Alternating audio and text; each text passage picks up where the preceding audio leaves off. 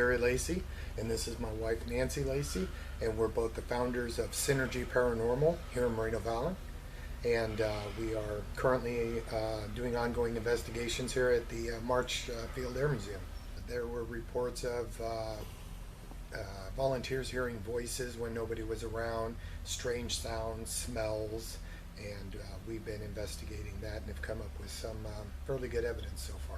Well, so far we've actually caught quite a few orbs. We've caught a lot of audio evidence as far as residual energy, a lot of clicks and bangs, and one time a voice in one of the aircraft.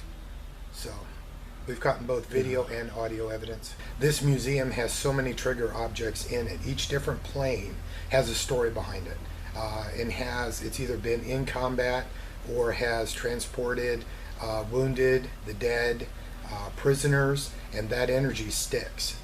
So there is a lot of what we call residual energy here. We do believe there are 3 intelligent energies here so far. Now, any of you who are familiar with the application for your iPhones called Ghost Radar, which is a lot of fun. It's a free download, and it supposedly picks up on God only knows what. I'm not sure exactly what it is, some sort of variation in some sort of a field, but it tells you when there are things, spirits, something's around you, and it gives up words. It's got a whole vocabulary, and it'll pop up a word if if the entity chooses to pick that particular word. Now, in walking by that SA-16, which is our boat-looking aircraft, the name rescue kept coming up, crew kept coming up, all things that are very much associated with that particular type of aircraft.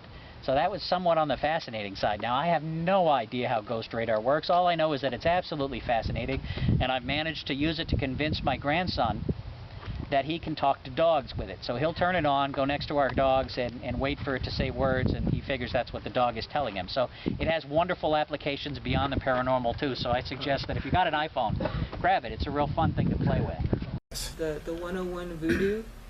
And even before we started doing investigations here, when we would just come as a family on day trips, that plane would always get my attention. And then when we had our first walkthrough with Mikey, he was trying to see if we picked up on the same plane that he said gave him the creeps. And when he went by it, and another part of our team pointed out, there's something about this particular plane. And I was waiting because it was located at a different spot on the flight line. Mm-hmm.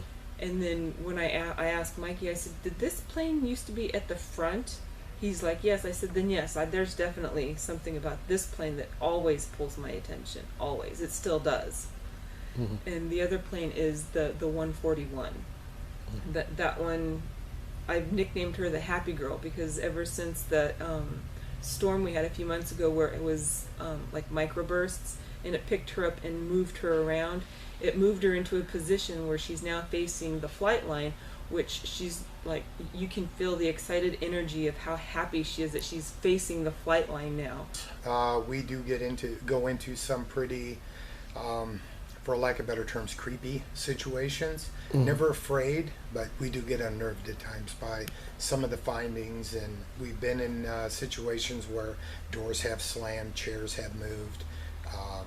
So it's a natural reaction to be a little unnerved at that.